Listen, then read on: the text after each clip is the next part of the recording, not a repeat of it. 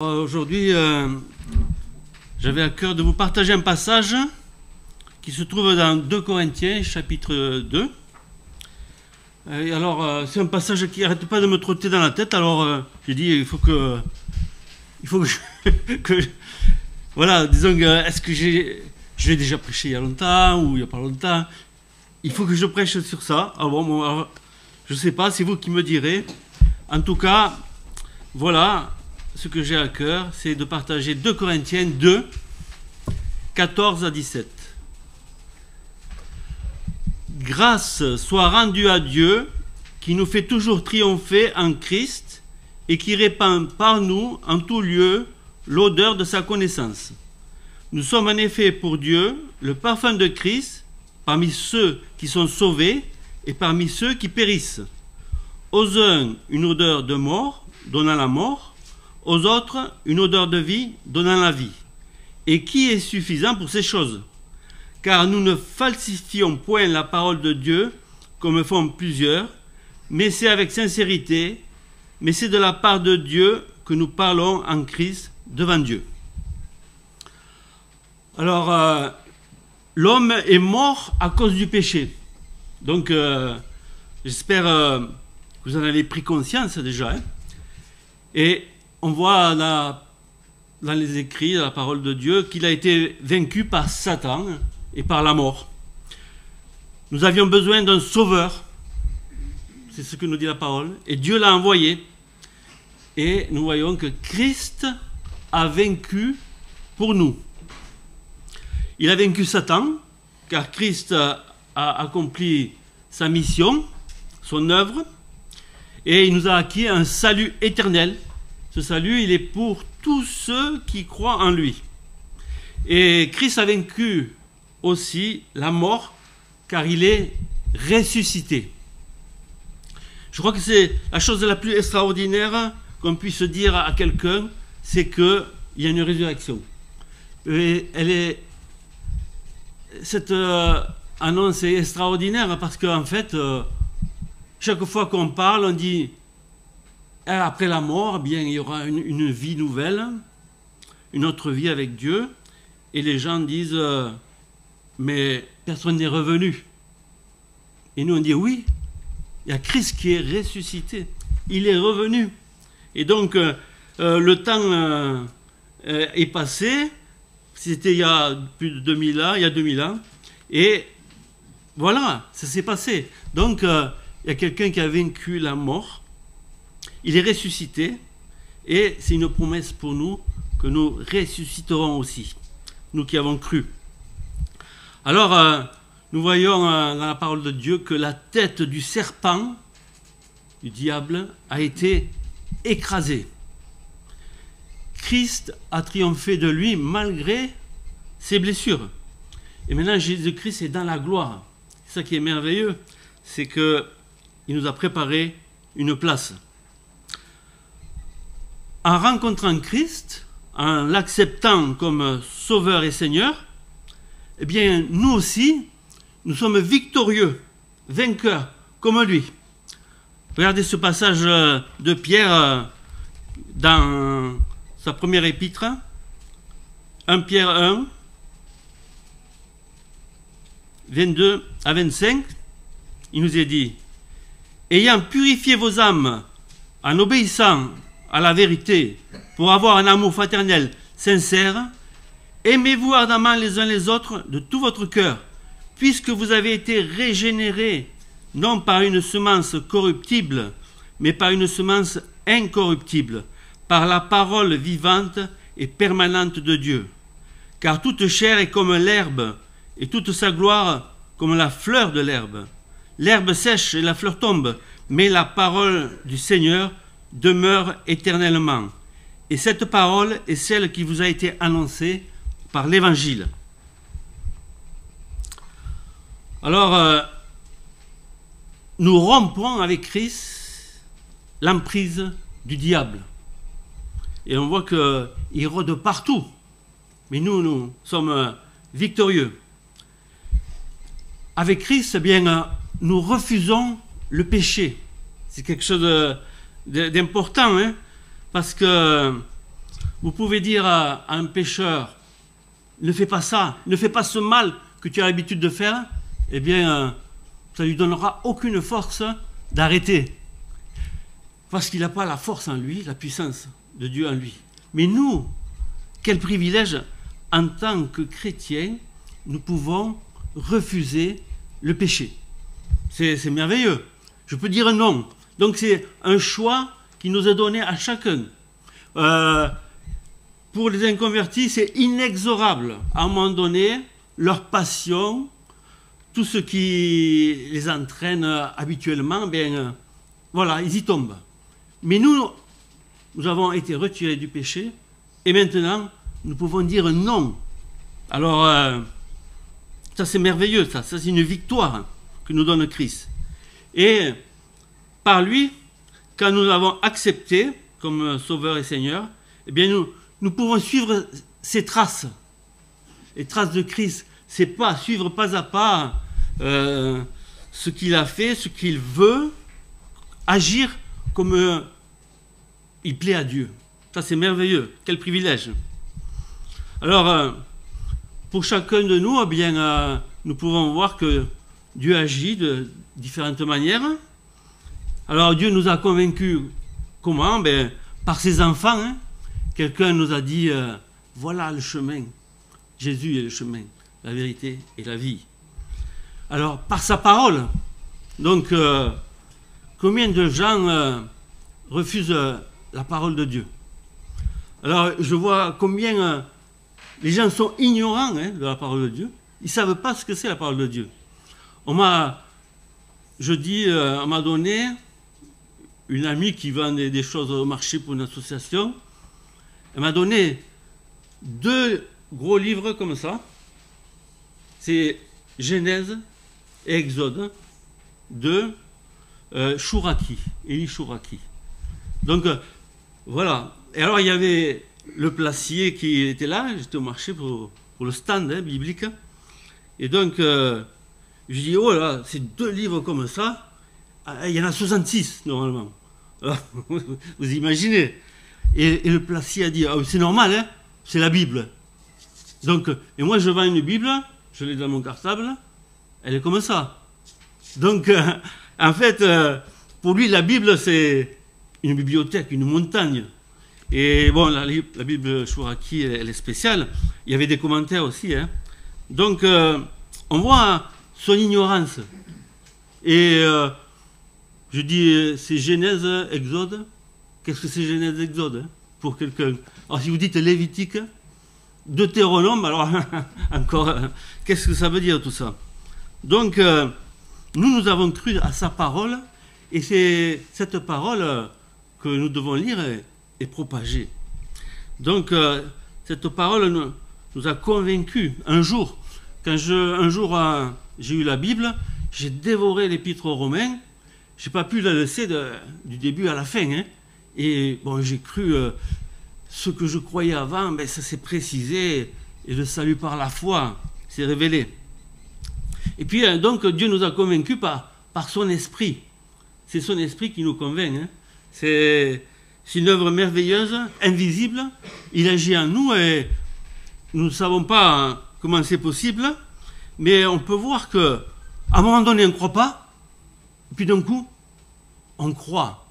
On est éclairé par Dieu, et tout s'illumine. Et ce qui semblait un obstacle, peut-être notre incrédulité ou quelque chose dans notre cœur, un péché, mais tout ça tombe et, comme des écailles tombent de nos yeux, et puis nos cœurs s'ouvrent, et c'est l'œuvre du Saint-Esprit. C'est merveilleux. Alors, Dieu nous donne la victoire. C'est ça qui est merveilleux. Sur le péché, sur les tentations et les épreuves. Il nous donne la victoire en délivrant les âmes captives par notre bouche. Comment nous qui sommes malhabiles, timides, eh bien par notre bouche, il peut sauver n'importe qui. En prêchant juste la parole de Dieu, l'évangile, qui est quelque chose de simple. Alors ici, nous avons l'exemple de Paul. Alors lui, il avait un grand zèle pour Dieu avant d'être chrétien, et ce grand zèle le poussait à persécuter ceux qui suivaient Jésus-Christ. Il était leur ennemi.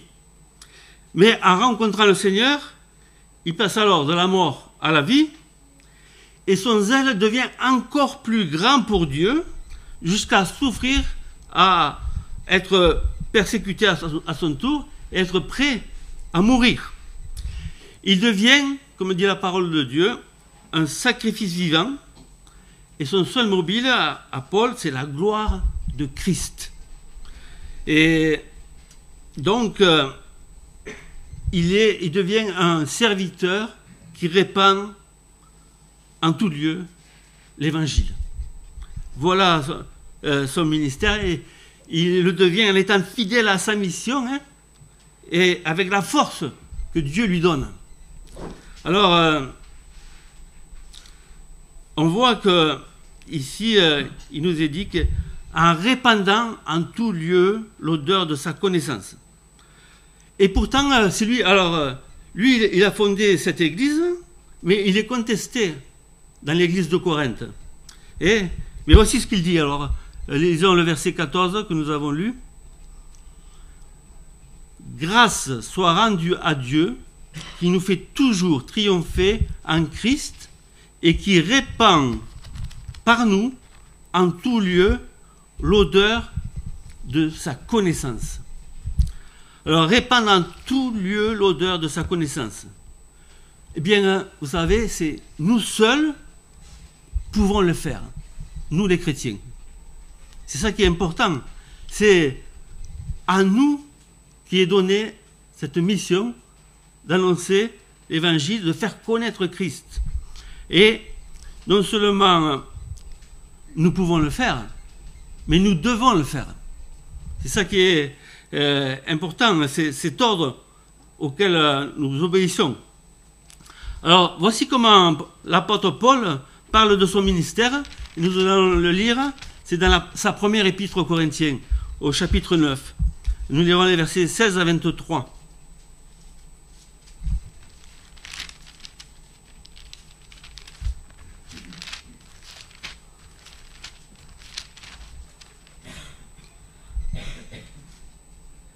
Si j'annonce l'évangile, ce n'est pas pour moi un sujet de gloire, car la nécessité m'en est imposée, et malheur à moi si je n'annonce pas l'évangile. Si je le fais de bon cœur, j'en ai la récompense, mais si je le fais malgré moi, c'est une charge qui m'est confiée. Quelle est donc ma récompense? C'est d'offrir gratuitement l'évangile que j'annonce, sans user de mon droit de prédicateur de l'évangile. Car bien que je sois libre à l'égard de tous, je me suis rendu le serviteur de tous afin de gagner le plus grand nombre. Avec les Juifs, j'étais comme Juif afin de gagner les Juifs. Avec ceux qui sont sous la loi, comme sous la loi, quoique je ne sois pas moi-même sous la loi, afin de gagner ceux qui sont sous la loi. Avec ceux qui sont sans loi, comme sans loi, quoique je ne sois point sans la loi de Dieu, étant sous la loi de Christ, afin de gagner ceux qui sont sans loi. J'ai été faible avec les faibles, afin de gagner les faibles. Je me suis fait tout à tous, afin d'en sauver de toute manière quelques-uns. Je fais tout à cause de l'évangile, afin d'y avoir part. Et donc, il évangélisait les Juifs, il évangélisait les païens, et toutes les personnes qu'il rencontrait, sans distinction. Quelquefois, nous, on a tendance à faire des distinctions, hein, et souvent, moi, je sais que j'ai eu ce sentiment, c'est de penser, celui-là, irrécupérable. Celui-là, on ne peut pas lui annoncer l'évangile. Il est vraiment opposé, dur, on ne fera rien de lui. Mais c'est pas vrai ça, hein. Et il faut lui annoncer l'évangile parce que c'est lui, cet évangile, qui transforme. C'est pas nous, hein.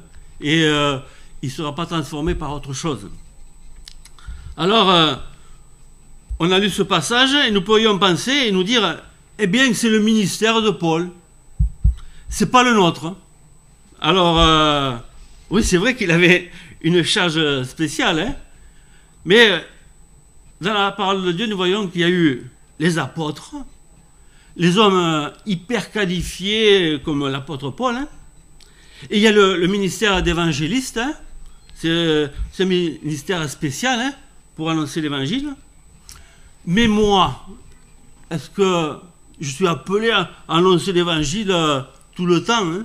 Est-ce que je dois être prêt à le faire? Est-ce que c'est une mission qui m'est confiée? Eh bien, évangéliser est une œuvre qui nous incombe à tous, nous qui avons cru. Alors regardez dans 2 Corinthiens 4, verset 13, voici ce que dit Paul.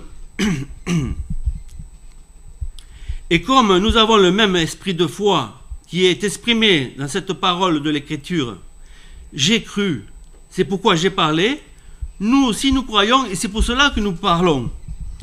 C'est parce que nous avons cru que nous parlons et c'est un ministère de foi. Alors regardez ce que Paul dit dans Romains 10, au verset 14 et 15.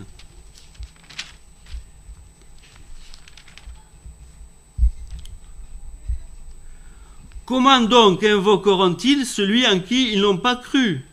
Et comment croiront-ils en celui dont ils n'ont pas entendu parler? Et comment en entendront-ils parler s'il n'y a personne qui prêche? Et comment y aura-t-il des prédicateurs s'ils ne sont pas envoyés? Selon qu'il est écrit qu'ils sont beaux les pieds de ceux qui annoncent la paix, de ceux qui annoncent de bonnes nouvelles. Et puis on peut voir verset 17. Ainsi la foi vient de ce qu'on entend, et ce qu'on entend vient de la parole de Christ. Donc, finalement, si on sait que la foi vient de la parole de Christ, nous l'avons cru, cette parole. Pour les autres, c'est pareil. Eh bien, c'est comme si on privait du remède quelqu'un qui est malade. Si on ne voulait pas que le péché pour une personne soit pardonné. Si on faisait acception de personne. Et c'est pas ça que nous demande le Seigneur. Au contraire, il nous dit, allez, prêchez. Nous devons annoncer l'évangile. Tout le monde doit l'entendre. Regardez dans Romains 1, 16 et 17, ce qu'il est dit.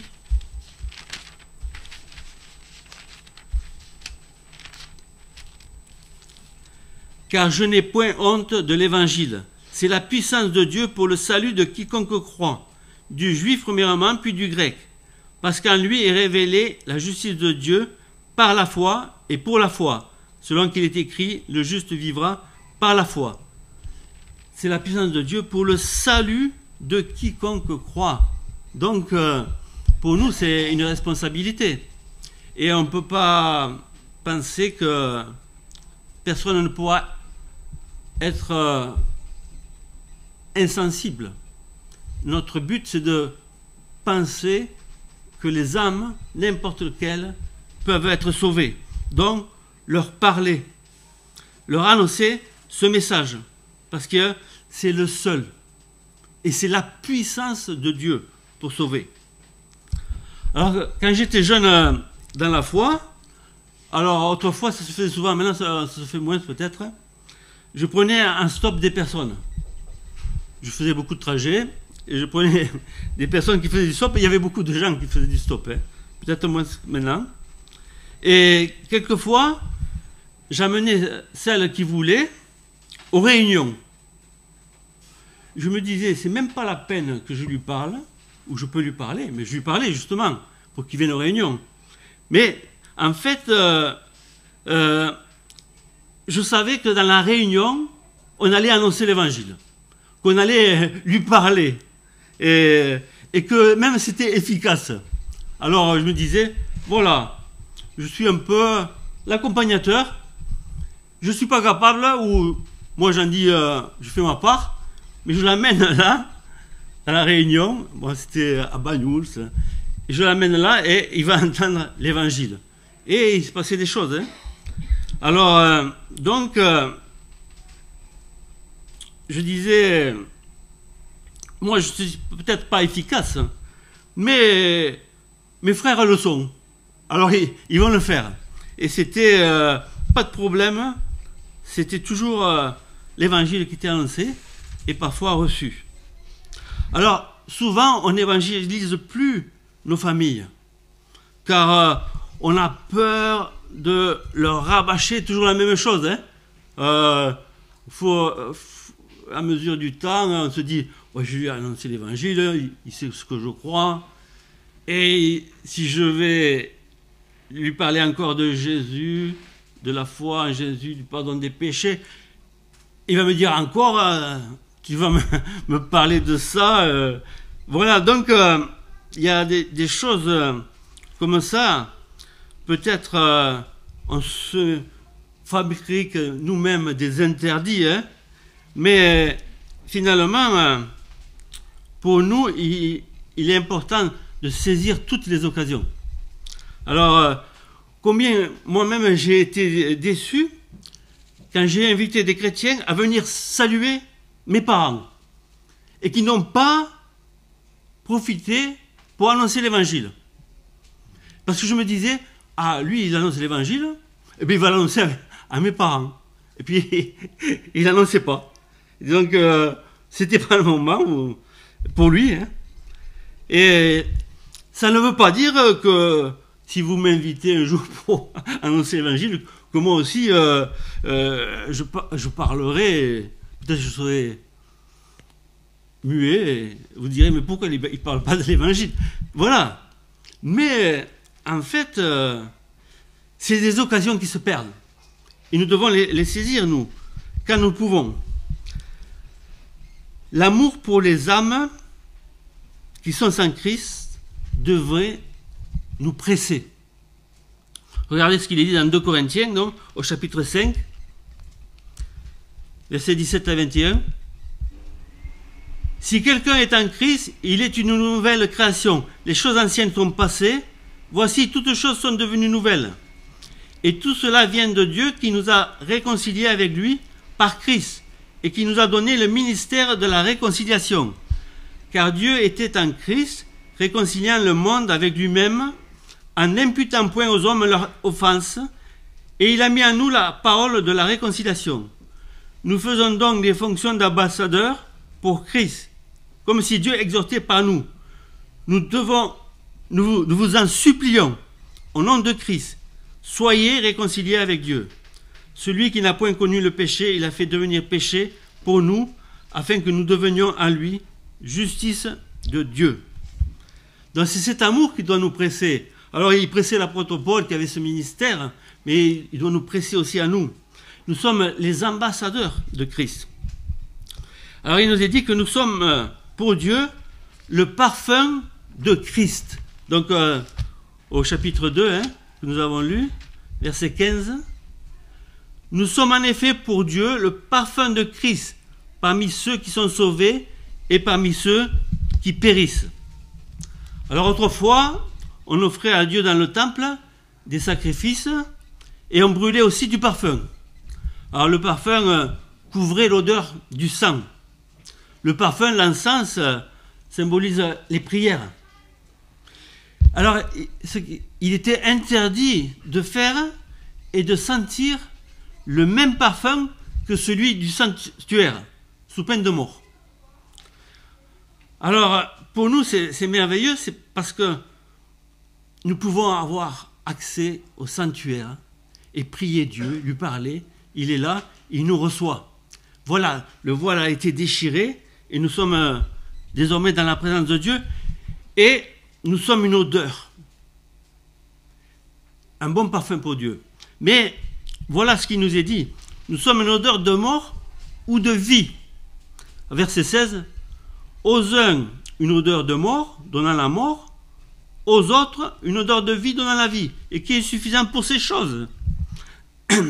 Alors, là, c'est important de savoir que, suivant comment l'évangile est reçu, eh bien, nous sommes une odeur de mort. Nous sommes un jugement quand l'évangile est rejeté. Alors, ceux qui refusent l'évangile, souvent, ils s'endurcissent. Et un jour, hein, s'ils meurent sans Christ, eh bien, nous serons leurs juges. Regardez ce qu'il est dit dans Jean 12, 48.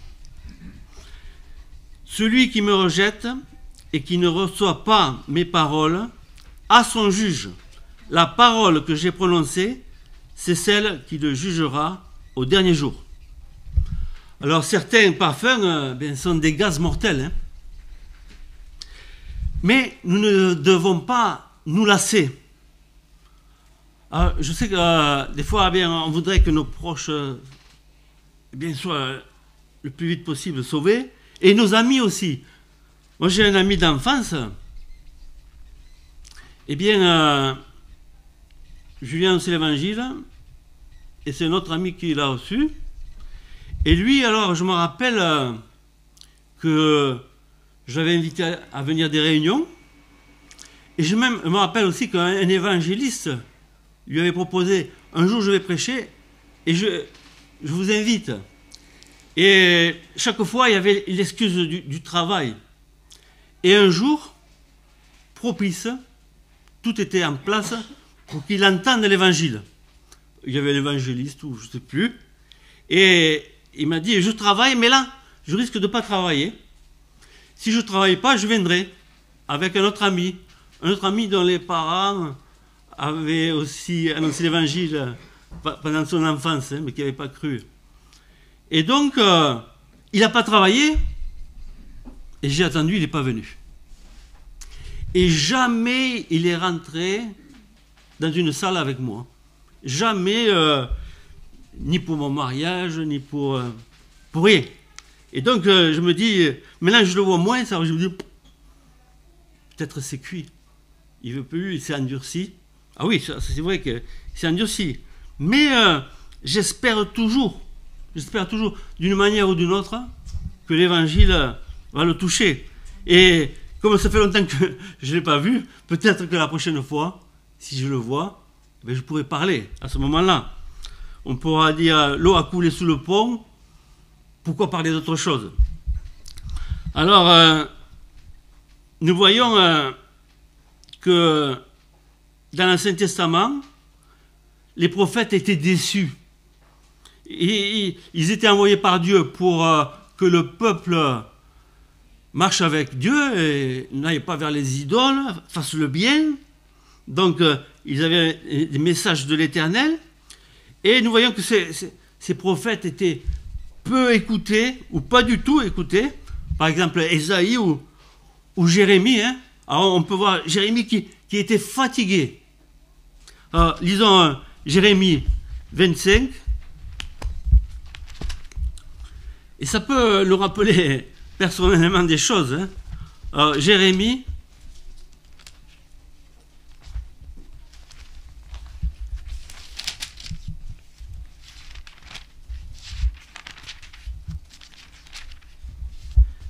alors, 25, 3 à 7. Depuis la 13e année de Josias, fils d'Amon, roi de Juda, il y a 23 ans que la parole de l'Éternel m'a été adressée. 23 ans. Je vous ai parlé dès le matin et vous n'avez pas écouté. L'Éternel vous a envoyé tous ses serviteurs, les prophètes. Il les a envoyés dès le matin et vous n'avez pas écouté. Vous n'avez pas prêté l'oreille pour écouter. Ils ont dit, revenez chacun de votre mauvaise voie et de la méchanceté de vos actions, et vous resterez dans le pays que j'ai donné à vous et à vos pères d'éternité en éternité. N'allez pas après d'autres dieux pour les servir et pour vous prosterner devant eux. Ne m'irritez pas par l'ouvrage de vos mains, et je ne vous ferai aucun mal. Mais vous ne m'avez pas écouté, dit l'Éternel, afin de m'irriter par l'ouvrage de vos mains pour votre malheur. Alors pourtant, eh bien, les prophètes ont persévéré. Et regardez ce qu'il est dit au chapitre 20, et versets 7 à 9. Donc c'est Jérémie qui parle. Hein. Tu m'as persuadé, Éternel, et je me suis laissé persuader. Tu m'as saisi, tu m'as vaincu, et je suis chaque jour un objet de raillerie.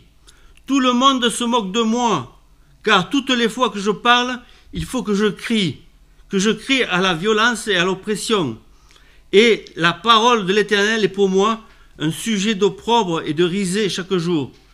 Si je dis, je ne ferai plus mention de lui, je ne parlerai plus en son nom, il y a dans mon cœur comme un feu dévorant qui est renfermé dans mes os. Je m'efforce de le contenir et je ne le puis.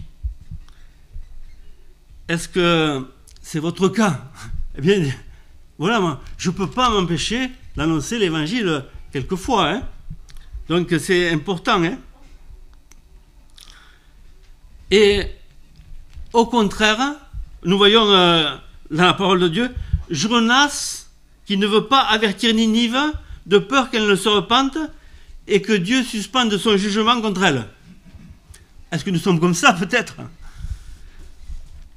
Alors, vous savez, hier, il y a mon frère qui est venu chez moi. Je ne le vois pas souvent. Il vient plutôt chez ma mère, mais pas chez moi. Bon, il a dû venir. Et j'étais en train de préparer le message. Et j'étais en train d'avoir une odeur de mort. Une odeur de vie. Et je me suis dit, voilà, il faut que je lui dise. Je dis, là, je suis en train de préparer le message, et il le voyait. Hein. Et il me dit, je lui dis, ceux qui ne croient pas, eh bien c'est comme s'ils recevaient une odeur de mort. L'odeur de mort, c'est quand on écoute l'évangile et qu'on ne le reçoit pas. Et l'odeur de vie, c'est quand on le reçoit. Elle a fait comme ça, et puis hop, tout de suite, voilà. Mais je m'étais senti obligé, parce que justement, j'étais là-dessus. Mais si j'avais été en train de regarder le journal télévisé, de quoi j'aurais parlé? J'aurais dit, eh bien voilà, la politique aujourd'hui, voilà, ils cherchent le budget, ou alors, voilà ce qui se passe dans le monde, les guerres, tout ça, les otages libérés. J'aurais parlé de ça. Mais parce que la parole était proche de moi, eh bien j'ai pu juste dire ça, en espérant une amorce, en espérant que le Seigneur lui parle et qu'il a envie d'en savoir plus. Voilà. Donc, si nous sommes près de la parole de Dieu, inévitablement, eh bien, ça va être plus fort que nous, comme Jérémie. Hein. C'est comme un feu dévorant qui est renfermé dans nos os. On est poussé à parler. Voilà. Donc, ça, c'est l'odeur de mort. Mais aussi, nous sommes une odeur de vie. Alors, quand l'évangile est reçu, eh bien, c'est merveilleux. Hein. Regardez les promesses du Seigneur. Hein. Jean 8, 12.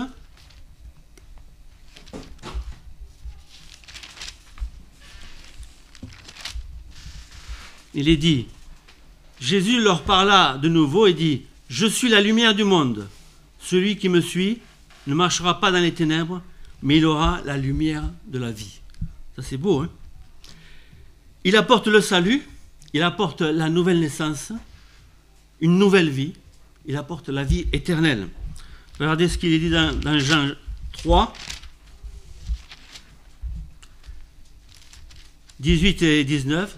Celui qui croit en lui n'est point jugé, mais celui qui ne croit pas est déjà jugé parce qu'il n'a pas cru au nom du Fils unique de Dieu. Et ce jugement, c'est que la lumière étant venue dans le monde, les hommes ont préféré les ténèbres à la lumière parce que leurs œuvres étaient mauvaises. Et on peut voir aussi verset 36.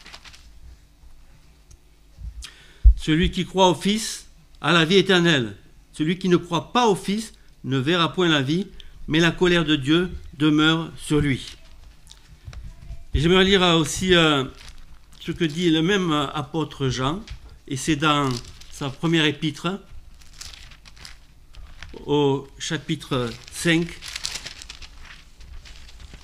versets 12 et 13, il est dit, « Celui qui a le Fils a la vie, celui qui n'a pas le Fils de Dieu n'a pas la vie. Je vous ai écrit ces choses afin que vous sachiez que vous avez la vie éternelle, vous qui croyez au nom du Fils de Dieu. » voilà cette bonne nouvelle. Est-ce que nous avons le Fils? Est-ce que vous avez le Fils? Si oui, vous avez la vie. Sinon, c'est la mort. Vous vous rappelez la première Pâque, quand les Juifs sont sortis d'Égypte, il leur avait été demandé de mettre du sang d'un agneau sur le fronton et sur les linteaux, fronton, linteau, voilà, sur leurs portes. Et quand l'ange exterminateur venait, il ne tuait pas les premiers-nés du peuple. Et quand il ne voyait pas le sang, eh bien, il les tuait. Donc le sang protégeait. Et puis après, ils ont pu aller en terre promise, sortir d'Égypte et aller au désert, et puis en terre promise. Mais voilà, le sang protège. Nous sommes pour Dieu le parfum de Christ, si nous prêchons fidèlement la parole de Dieu. Donc il est dit dans 2 Corinthiens, que nous lisons, nous avons lu 2, 17.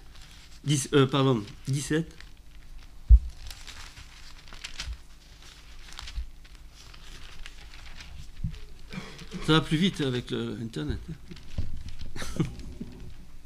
C'est pas... 2 Corinthiens 2, 17.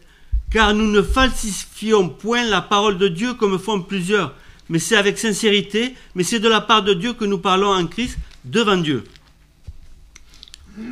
Alors, parmi ceux qui annoncent l'évangile, la parole de Dieu, il y a les falsificateurs.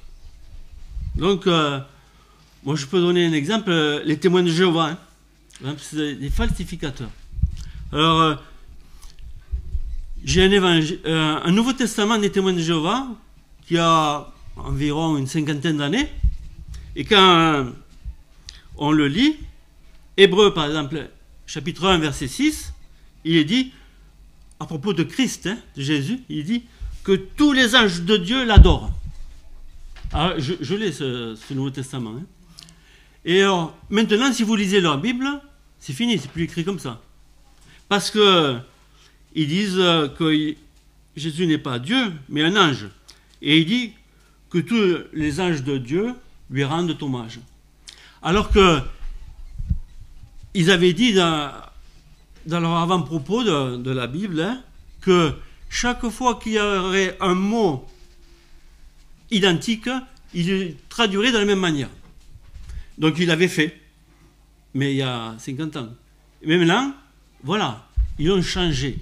Quand le même mot en grec est donné, pour Dieu c'est adorer, pour Jésus c'est rendre hommage. Parce qu'ils ne croient pas à la divinité de Christ. Donc ce sont des falsificateurs, et il n'y a pas que ça. Hein. Chaque fois que vous voyez 2 crochets, ça veut dire qu'ils ont ajouté quelque chose. Et maintenant, au lieu de mettre Seigneur, ils mettent Jéhovah. Alors, il y a ceux aussi qui annulent la parole de Dieu pour suivre les traditions. Hein. Jésus en a parlé, vous préférez les traditions à la parole de Dieu. Alors, il y a les catholiques hein, qui ne croient pas à un salut gratuit, mais c'est un salut par les œuvres. Hein.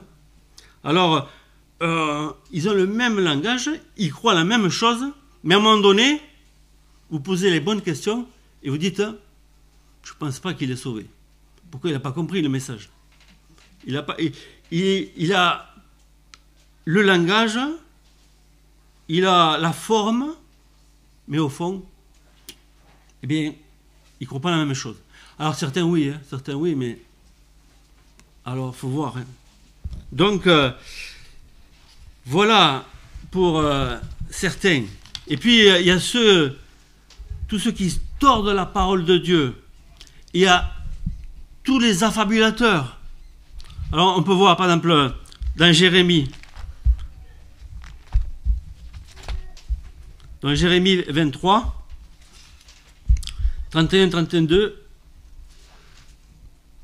Voici, dit l'Éternel, j'en veux aux prophètes qui prennent leur propre parole et la donnent pour ma parole.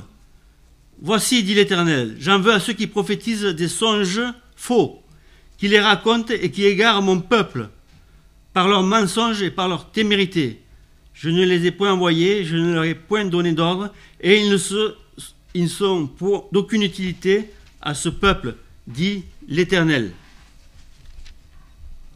Et on peut lire le verset 28 aussi, du même chapitre. Que le prophète qui a cru un songe raconte ce songe, et que celui qui a entendu ma parole rapporte fidèlement ma parole. Pourquoi mêler la paille au froment, dit l'Éternel. Donc, voilà, des gens qui mêlent la paille et le froment. Il y a aussi ceux qui vont au-delà de ce qui est écrit. Voilà, qui en rajoutent. Ou qui en enlèvent aussi. Ceux qui changent le sens et prêchent un autre évangile, un autre Jésus. Et il y a aussi qui font ça pour un gain. C'est la parole de Dieu qui nous le dit.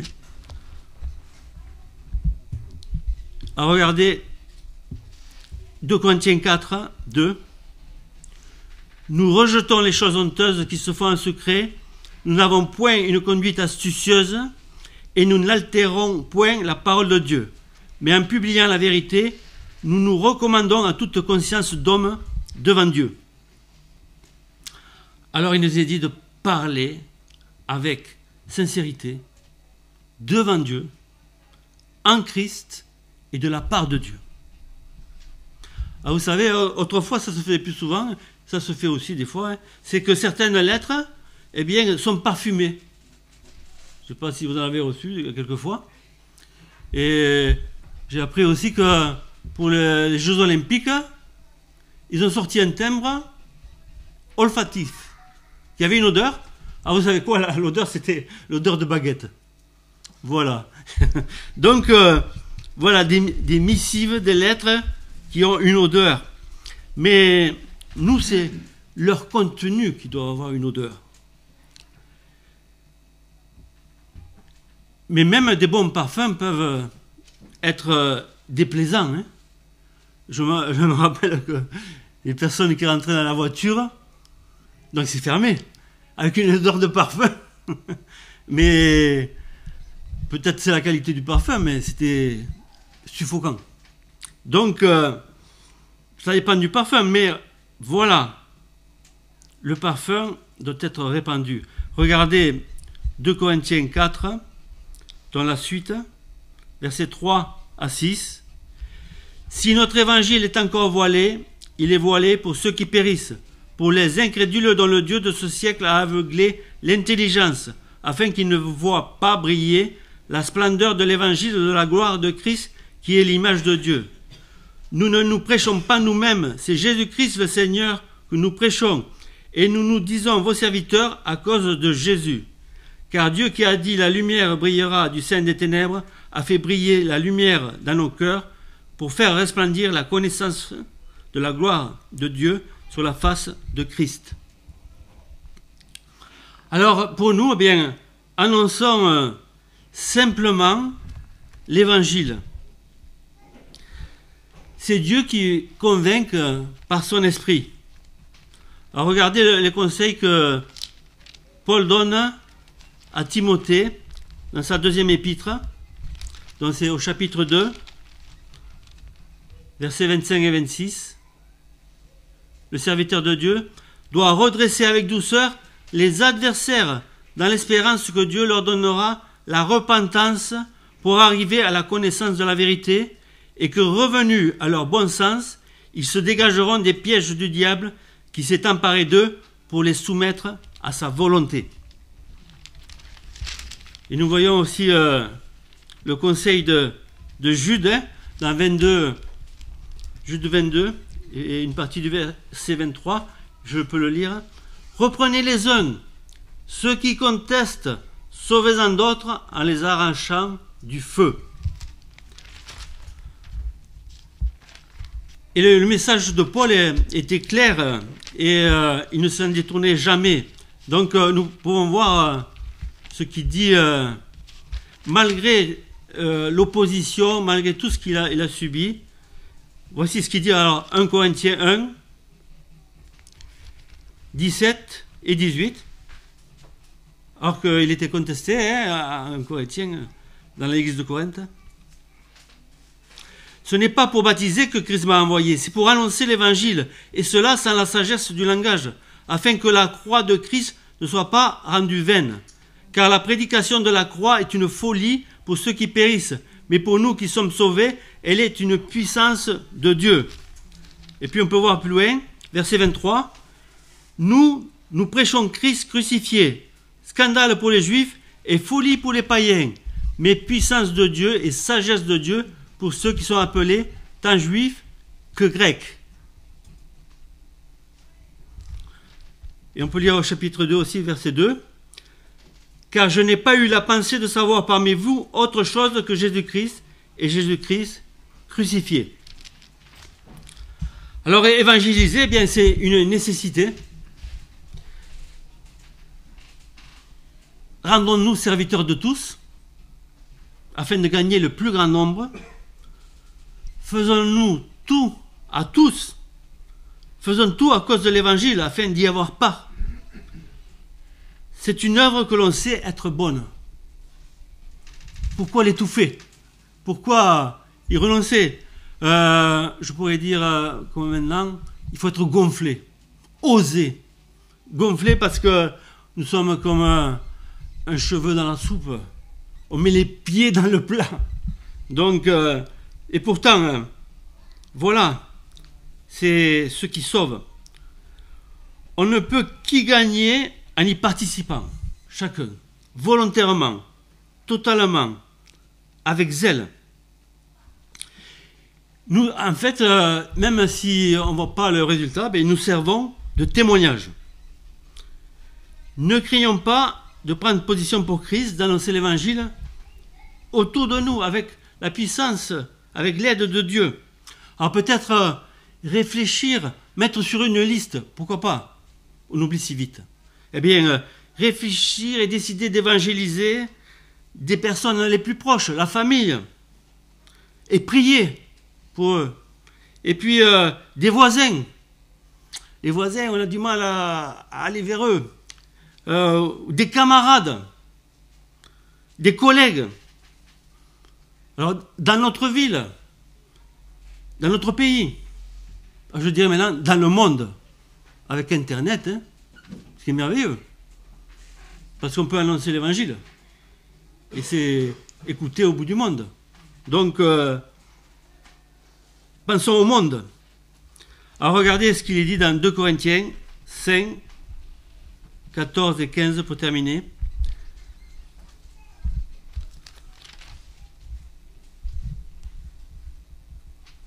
Car l'amour de Christ nous presse, parce que nous estimons que si un seul est mort pour tous, tous donc sont morts, et qu'il est mort pour tous, afin que ceux qui vivent ne vivent plus pour eux-mêmes, mais pour celui qui est mort et ressuscité pour eux.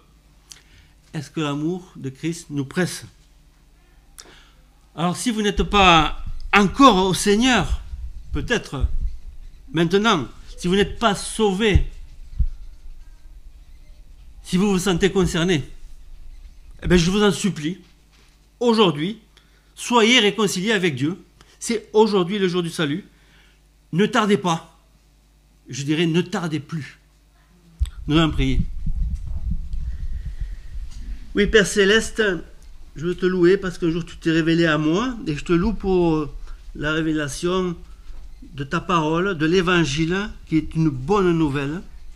Merci parce qu'elle a été une bonne odeur pour moi et pour beaucoup. Et Seigneur, je te prie pour aujourd'hui, maintenant, si quelqu'un n'est pas sauvé, qu'il t'appartienne, qu'il s'approche de toi, qu'il te loue pour ton œuvre, pour ton sacrifice, pour ton amour pour lui. Merci Seigneur, interviens maintenant. Seigneur, parle au cœur et sauve. Merci Seigneur parce qu'il n'y a pas de cœur dur que tu puisses ouvrir et personne ne peut être dans une situation qui ne peut pas, où il ne peut pas t'accepter comme sauveur parce que toi tu pardonnes les péchés. Merci Seigneur pour ta fidélité, merci pour ton Église, garde-la et protège-la jusqu'à ce que tu reviennes. Au nom du Seigneur Jésus-Christ. Amen.